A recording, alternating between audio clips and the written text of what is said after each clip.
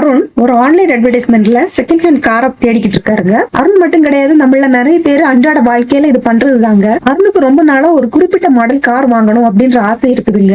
அப்போ திடீர்னு ஒரு விளம்பரத்தை பாக்குறாருங்க. இதுல அந்த கார் ரொம்ப பளபளப்பா ஒரு சின்ன கீரல் கூட இல்லாம புதுசு மாதிரியே இருக்குதுங்க. ஆனா அதோட விலை பாத்தீங்கன்னா ரொம்ப கம்மியா இருக்குதுங்க. அந்த வினாடி அடடா என்ன ஒரு அதிர்ஷ்டம், சூப்பரான டீல் கிடைச்சிருக்குது அப்படின்னு அருணோட மூளை சிந்திக்கவே இல்லைங்க. மாறா அருணோட மூளையில ஒரு எச்சரிக்கை மணி அடிக்குதுங்க. அது என்னன்னா, இந்த மாடல் கார் ஏன் இவ்வளவு கம்மி ரேட்டுக்கு விக்கிறாங்க அப்படின்ற ஒரு சந்தேகம் வருதுங்க. இதுல என்ன பெரிய பிரச்சனை ஒளிஞ்சிருக்குமோ அப்படின்னு அருண் யோசிக்கிறாருங்க. இந்த சந்தேகம் ஏன் அருணோட மூளையில தானாகவே வருது, இது ஆபத்துன்னு ஏன் மனித உலகில் நம்புது, இதுக்கு பின்னாடி இருக்கிற மார்க்கெட் ஃபெயிலியர் என்ன, இந்த மாதிரி கேள்விகளுக்கு பதில் தெரியணும்னா வீடியோவை ஸ்கிப் பண்ணாம கடைசி வரைக்கும் பாருங்க. Hi, welcome to professional courage. நான் டாக்டர் ஷமி. இன்னைக்கு வீடியோல லெமன் மார்க்கெட்னா என்ன அப்படின்றத நம்ம பார்க்க போறோம். சேனலை சப்ஸ்கிரைப் பண்ணாதவங்க சப்ஸ்கிரைப் பண்ணிக்கோங்க. இப்ப வாங்க வீடியோக்குள்ளாடி போகலாம். அருண் பல மாதங்களா தான் சேமிச்சு வச்சிருந்த பணத்தை எடுத்துக்கிட்டு ஒரு செகண்ட் ஹேண்ட் கார் வாங்குறதுக்கு ஆன்லைன் மார்க்கெட்டுக்குள்ள நுழைறாருங்க. அங்க அருண் பாக்குற உலகமே வேற மாதிரி இருக்குதுங்க. ஏன்னா இந்த கார் மார்க்கெட்ல பேசிக்கா 2 வகையான விற்பனையாளர்கள் இருக்கிறாங்க. முதல் நபர் ஒரு நேர்மையான விற்பனையாளர். அவர் தன்னுடைய காரை தன் குழந்தை மாதிரி பராமரிச்சிருப்பாருங்க. சரியான நேரத்துக்கு ஆயில் மாத்துறது, சர்வீஸ் பண்றது அப்படின்னு எந்த குறையும் இல்லாம வச்சிருப்பாருங்க. ஆனா இந்த 2வது நபரோட காரோட என்ஜின்ல ஏதோ ஒரு பெரிய கோளாறு இருக்குங்க. அடுத்த சில கிலோமீட்டர் போட்டினாலே அந்த காரு நடு ரோட்ல நின்னுடும். இந்த அளவுக்கு மோசமா தன்னோட காரை வச்சிருப்பாருங்க. ஆனா காரை பாக்குறதுக்கு அப்படி தெரியாதுங்க. ஏன்னா இந்த 2வது விற்பனையாளர் மெக்கானிக் கிட்ட இந்த காரை கொடுத்து தற்காலிகமா என்ஜினோட சவுண்ட கண்ட்ரோல் பண்ணது, அப்புறம் அந்த காரை நல்லா கழுவி பாலிஷ் போட்டு வச்சிருப்பாருங்க. இப்போ இந்த 2 கார்களுக்கு நடுவுல நின்னு இந்த 2 கார்ல எந்த காரை வாங்கலாம் அப்படின்ற ஒரு குழப்பத்துல நிக்கிறாருங்க. அருணோட நிலைமையில இருந்து யோசிச்சு பார்த்தா அவரோட குழப்பம் ரொம்ப நியாயமானதுதான். இப்ப இங்க இருந்துதாங்க பொருளாதாரத்தோட மிகப்பெரிய சிக்கல் ஆரம்பிக்குது. ஏன்னா இந்த 2 விற்பனையாளர்களுக்கும் தங்களோட காரோட உண்மையான நிலை என்ன அப்படின்றது 100% முழுமையா தெரியுங்க. அதாவது நேர்மையானவருக்கு தன்னுடைய கார் எந்த மலையிலையும் தடை இல்லாம ஏறும் அப்படின்னு தெரியும். மற்றவருக்கு தன்னுடைய கார் எந்த நேரத்திலையும் பிரேக் டவுன் ஆகும் அப்படின்றதும் தெரியும். ஆனா வாங்குவோரான அருணுக்கு அந்த 2 காரும் பாக்குறதுக்கு பளபளப்பா அழகா இருக்குது அப்படிங்கறத தவிர வேற எதுவுமே தெரியாது. ஏன்னா அருணுக்கு என்ஜினுக்குள்ள என்ன நடக்குது அப்படின்னு எக்ஸ்ட்ரா வச்சு பார்க்க முடியாது இல்லையா? இதத்தான் பொருளாதாரத்துல தகவல் சமச்சீரின்மை அல்லது இன்ஃபர்மேஷன் ஏசிமெட்ரி அப்படின்னு சொல்லுவாங்க. இந்த இன்ஃபர்மேஷன் ஏசிமெட்ரி அப்படின்னா ஒரு பரிவர்த்தனையில ஈடுபடும் போது 2 பேர்ல ஒருத்தருக்கு மட்டும் மற்றவரை விட அதிகமான தகவல்கள் தெரிஞ்சிருக்கும் நிலை. ஒரு விஷயத்தை பத்தின முழு உண்மை ஒரு தரப்புக்கு மட்டும் வெளிச்சமா இருக்கும். ஆனா மற்றவருக்கு அந்த உண்மை இருட்டுல இருக்கும். இந்த இன்ஃபர்மேஷன் ஏஸ்டிமேட்ரி தான் ஒட்டுமொத்த மார்க்கெட்டோட இயக்கத்தையும் டிட்டர்மைன் பண்ணுது. இதை இன்னும் உங்களுக்கு புரியுற மாதிரி சொல்லணும்னா, இப்ப நம்ம கடையில தர்பூசணி வாங்க போறோம்னு வச்சுக்குவோம். அது வெளியில பச்சையா பெருசா ரொம்ப நல்லா அழகா இருக்கும். ஆனா உள்ள பழம் சோப்பா இனிப்பா இருக்குமா அப்படின்றது அந்த வியாபாரி தன்னுடைய நீண்ட கால அனுபவத்தின் அடிப்படையில அந்த பழத்தை தட்டி பார்த்து ஒரு அளவுக்கு துல்லியமா தெரிஞ்சிடும். ஆனா வாங்க போற நமக்கு உள்ள என்ன இருக்கு அப்படின்றத அதை வெட்டி பாக்குற வரைக்கும் தெரியாது. இந்த அறியாமை வாங்குபவரை ஒரு வித சந்தேகத்திலேயே வச்சிருப்போம். இதனால தர்பூசணி வியாபாரி கிட்ட போய் பழம் நல்லா இருக்குமோ இல்லையோ அப்படின்னு எனக்கு தெரியாது, அதனால இந்த பழத்துக்கு பாதி விலை தான் தருவேன் அப்படின்னு சொன்னோம்னா கண்டிப்பா அந்த பழத்தை நமக்கு தர மாட்டாரு இல்லீங்களா? இதே மாதிரிதான் அருண் காரோட உண்மையான நிலைமை தெரியாம ஏமாந்துடும் அப்படிங்கிற பயத்துல ஒரு முடிவெடுக்கிறாருங்க. இந்த காருக்கு அதிகப்படியா 2.5 லட்சம் ரூபாய் தருவேன் அப்படின்னு ஒரு குறைவான விலையை கேட்கிறாருங்க. ஏன்னா அருணோட பார்வையில இது ஒரு தற்காப்பு நடவடிக்கை தான். ஏன்னா கஷ்டப்பட்டு சம்பாதிச்ச பணம் வீணாயிடக்கூடாது அப்படிங்கிற பயம். இப்ப நீங்க யோசிக்கலாம், இப்படி வாங்குறவரு விலையை குறைச்சு பேரம் பேசுறது அவருக்கு லாபம் தானே.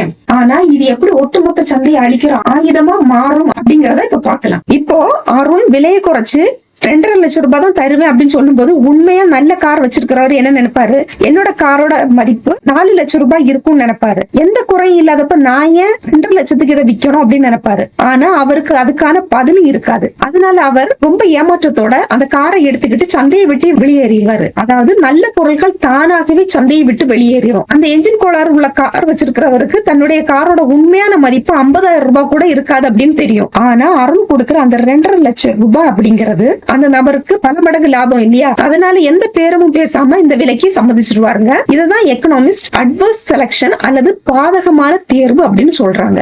அட்வர்ஸ் செலக்ஷன் அப்படின்னா வாங்குறவரு தரத்தை பத்தின பயத்துல குறைஞ்ச விலையில கேட்கும் போது தரமான பொருட்கள் சந்தையை விட்டு வெளியேறிடும், தரமற்ற பொருட்கள் மட்டும் சந்தையில தங்கிருது. ஒரு கட்டத்துல மார்க்கெட்ல நல்ல கார்கள் எதுவுமே இருக்காது, டிஃபெக்டிவா ஆனா பாக்குறதுக்கு பளபளப்பான கார்கள் மட்டும்தான் இருக்கும். இந்த கான்செப்ட் தான் லெமன் மார்க்கெட் அப்படின்னு சொல்றாங்க. இத ஜார்ஜ் ஏ அக்கர்லாஃப் அப்படின்றவர் 1970s The Markets for Lemon அப்படின்னு ஒரு டைட்டில் போட்டு ஒரு பேப்பரை பப்ளிஷ் பண்றாரு. இதுல இந்த கான்செப்ட் பத்தி எக்ஸ்பிளைன் பண்ணிருக்காரு. இதுக்காக இவருக்கு நோபல் பிரைஸும் கொடுத்திருக்காங்க.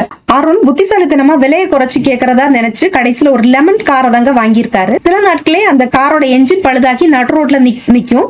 அதை சரி செய்ய திருப்பி அவர் ஒரு 2 லட்சம் ரூபாய் செலவு செய்ய வேண்டியது இருக்கும். இதனால அருணோட நேரமும் பணமும் நிம்மதியும் மொத்தமா வீணாயிடுங்க. வாங்குறவருக்கு நல்ல பொருளும் கிடைக்கல, அதே நேரத்துல நல்ல பொருளை விக்கிறவருக்கு சரியான விலை கிடைக்கல. 2 பேருமே தோத்து போயிட்டாங்க. இததான் என்ன சொல்றாங்கன்னா மார்க்கெட் ஃபெயிலியர் அப்படின்னு சொல்றாங்க. இதுதான் இன்ஃபர்மேஷன் ஏசிமெட்ரியோட டோமினோ எஃபெக்ட் அப்படின்னு சொல்லுவாங்க. இது செகண்ட் ஹேண்ட் காருக்கு மட்டும் நடக்கிற பிரச்சனை இல்லைங்க, நம்ம ரியல் லைஃப்ல நிறைய இடங்கள்ல இது நடக்குதுங்க. ஃபார் எக்ஸாம்பிள், இப்போ ஒரு கம்பெனியோட ஹைச்ஆர் ஒரு புதிய ப்ராஜெக்டுக்காக 10 பேரை ரெக்ரூட் பண்ணணும் வச்சுக்குவோம். அவருக்கு முன்னாடி நூற்றுக்கணக்கான ரெஸ்யூம்கள் நிறைஞ்சிருக்கும். இந்த ரெஸ்யூம்களுக்கு பின்னாடி இருக்கிற நபர்கள் சிலர் உண்மையாகவே ரொம்ப திறமையானவர்களா இருப்பாங்க, கடின உழைப்பாளிகளாகவும் இருப்பாங்க. அதாவது நம்ம கதையில இருக்கிற நல்ல கார்கள் மாதிரி. ஆனா வேறு சிலர்கள் எந்த திறமையும் இல்லாதவர்களா இருப்பாங்க. ஆனா தங்களை பத்தி ரொம்ப மிகைப்படுத்தி ரெஸ்யூம் தயாரிச்சிருப்பாங்க. அவங்கதான் லெமன்கள். இங்க ஹைச்ஆரோட நிலைமை அருணோட நிலைமை மாதிரி தாங்க.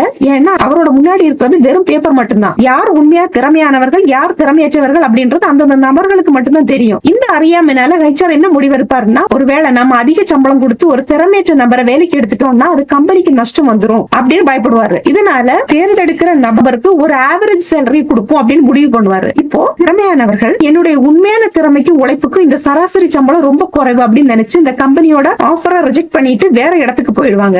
ஆனா இந்த திறமையற்ற லெமன்களுக்கு அவங்களோட உண்மையான திறமை அந்த ஆவரேஜ் சேலரி தகுதியற்றது அப்படின்னு நல்லா தெரியும். அதனால அவங்க உடனே அந்த வேலைக்கு ஒத்துக்குவாங்க. கொஞ்சம் வருஷம் கழிஞ்சு பார்த்தா அந்த கம்பெனியில திறமையானவர்கள் யாருமே இருக்க மாட்டாங்க. முழுமையா லெமன்களா நிறைஞ்ச ஒரு நிறுவனமாவே இருக்கும். இப்ப இந்த கம்பெனியோட ஒட்டுமொத்த ப்ரொடக்டிவிட்டியும் அதால பாதாளத்துக்கு போயிடும். இது அப்படியே இன்சூரன்ஸ் கம்பெனிக்கு ரொம்ப நல்லா நடக்குதுங்க. ஃபார் எக்ஸாம்பிள், இப்ப ஹெல்த் இன்சூரன்ஸ் எடுத்துப்போம். சப்போஸ் இவங்க 1000 பேருக்கு இன்சூரன்ஸ் கொடுக்குறாங்கன்னு வச்சுக்குவோம். இதுல யார் ஆரோக்கியமானவங்க யார் நோய்களால பாதிக்கப்பட்டு அடிக்கடி ஹாஸ்பிட்டல் போறவங்க அப்படின்னு அந்த கஸ்டமர்ஸுக்கு நல்லாவே தெரியும். ஆனா இந்த இன்சூரன்ஸ் கம்பெனிக்கு அந்த தகவல் முழுமையா தெரியாது. இதனால இந்த இன்சூரன்ஸ் கம்பெனி எல்லாரையுமே சராசரி கஸ்டமரா தான் பார்ப்பாங்க. அதனால எல்லாருக்கும் சராசரி பிரீமியம் தொகையை தான் பிக்ஸ் பண்ணுவாங்க. இந்த ஆவரேஜ் பிரீமியத்தை பார்க்கிற ஆரோக்கியமானவங்க, நான் தினமும் உடற்பயிற்சி செய்யறேன், நல்ல டயட்டை மெயின்டைன் பண்ணிக்கிறேன், நான் ஹெல்த்தியா தான் இருக்கிறேன், அப்படி இருக்கும்போது அடிக்கடி மருத்துவமனைக்கு போறவங்களோட செலவையும் சேர்த்து ஏன் தலையில கட்டுறாங்க, நான் ஏன் இவ்வளவு பெரிய தொகையை கட்டணும் அப்படின்னு நினைச்சு அவங்க அந்த இன்சூரன்ஸ் கம்பெனி பாலிசியை கேன்சல் பண்ணிட்டு வெளியேறிடுவாங்க.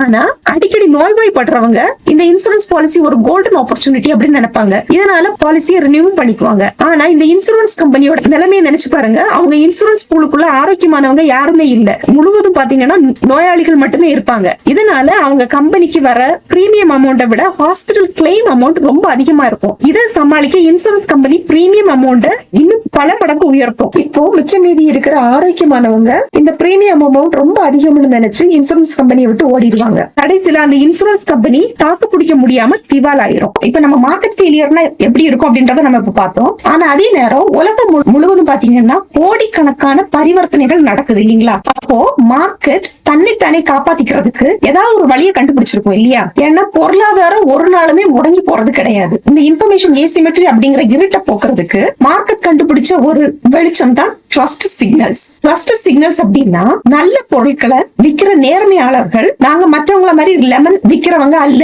அப்படின்னு நிரூபிக்க சில சிக்னல்ஸ் அனுப்புவாங்க. அதுதான் கஸ்டமர் ரிவ்யூ, வாரண்டி, பிராண்ட் மீதான நம்பிக்கை அப்படின்னு நாம பாக்குறோம். இதுல வாரண்டி அப்படின்றது காஸ்ட்லி சிக்னல். ஏன்னா கொஞ்சம் யோசிச்சு பாருங்க, நம்ம இந்த ஸ்டோரியில பார்த்தது மாதிரி என்ஜின் கோளாறு உள்ள காரை விக்கிற நேர்மையற்ற ஒரு நபரால 1 வருடம் வாரண்டி கொடுக்க முடியுமா? கண்டிப்பா முடியாது இல்லையா? ஆனா ஒரு நல்ல பொருளை விக்கிற ஒரு நபரால வாரண்டி கொடுக்கிறது ஒரு ரொம்ப எளிமையான காரியம் இல்லையா? இந்த வாரண்டி அப்படின்றது ஆஃப்டர் சர்வீஸ் மட்டும் கிடையாது, என்னுடைய கம்பெனியில நான் நல்ல ப்ராடக்ட்டை தான் விக்கிறேன் அப்படின்ற ஒரு ட்ரஸ்ட் சிக்னலும் கூட தான். இதுல என்ன கன்க்ளூட் பண்ணலாம்னா, மார்க்கெட் ஃபெயிலியரோட முக்கியமான காரணம் பிரைஸ் கிடையாது, ஆனா நம்பிக்கையின்மைதான். இதை உங்க ரியல் லைஃப்ல எப்படி அப்ளை பண்ணணும் அப்படின்றத இப்ப பார்க்கலாம். இப்ப நீங்க இன்டர்வியூக்கு போறீங்கன்னு வச்சுக்குவோம். உங்களுக்கும் ஹைச்ஆருக்கு நடுவுல ஒரு இன்ஃபர்மேஷன் ஏசிமெட்ரி இருக்குது அப்படின்றத நீங்க மனசுல வச்சுக்கணும். இப்ப இந்த இடத்துல நீங்க லெமன் கிடையாது அப்படிங்கறத நிரூபிக்க ஒரு ட்ரஸ்ட் சிக்னலை நீங்க தான் உருவாக்கிக்கணும். அது மேபி உங்க ப்ரீவியஸ் எக்ஸ்பீரியன்ஸா இருக்கலாம், இல்ல நீங்க செஞ்ச ப்ராஜெக்டோட போர்ட்போலியோவா இருக்கலாம், அல்லது உங்க திறமையை நிரூபிக்கிற சர்டிபிகேட்ஸா கூட இருக்கலாம். அந்த சிக்னல்ஸ் தான் உங்களை தனித்துவமா காட்டும். மார்க்கெட்ல ஒரு பொருளோட தரத்தை உறுதி செய்ய வாரண்டியும் ரிவ்யூஸும் ஒரு சிக்னல்ஸா இருக்குது அப்படின்றத நம்ம பார்த்தோம். இதை வச்சு நாம தப்பிச்சுக்கலாம். ஆனா டிஜிட்டல் உலகத்துல இது எப்படி செயல்படுது? சில நியூஸ பாத்தீங்கன்னா அது ரொம்ப வைரலா போகும். இது உண்மையான தகவலா இல்லையா அப்படிங்கறத கண்டறிய என்னென்ன சிக்னல்ஸ் யூஸ் பண்ணுவாங்க அப்படின்றத நீங்க கமெண்ட்ல சொல்லுங்க. இன்னொரு எக்கனாமிக் கான்செப்டோட நெக்ஸ்ட் வீடியோல நம்ம பார்க்கலாம். Bye by.